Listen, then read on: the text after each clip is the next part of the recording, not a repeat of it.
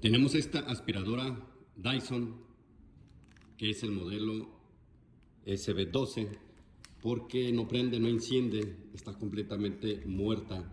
Vamos a repararla ya que es la segunda que tenemos con este tipo de falla.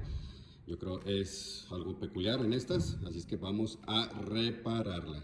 Para poderla reparar hay que separar lo que es la parte de succión con el motor para revisarlo.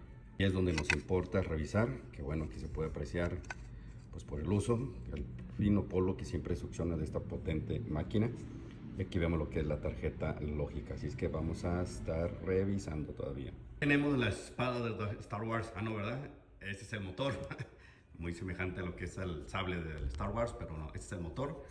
Es que seguimos revisando para poder dar con la falla. Irnos desarmando, aquí retiramos lo que es el switch del botón para revisar también todo. Detectamos lo que fue la falla, ahora toca armar para probar y checar si tuvimos éxito en la reparación.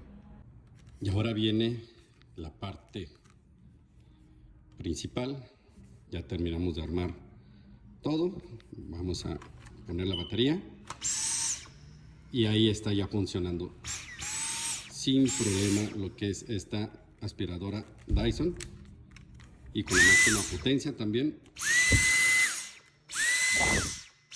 Ahora se siente súper potente como aspira esta aspiradora, y con esto damos por finalizada esta reparación. ¿Tienes alguna Dyson? ¿No encuentras dónde repararla? Ahora contamos con servicio de reparación a estas aspiradoras. Esta fue la SB12. Si tienes alguna, contáctanos y con todo gusto te podemos cotizar. Recuerda, somos We Repair Technology y estamos en Guadalajara. Si no eres de Guadalajara, puedes enviárnosla por paquetería. Contáctanos.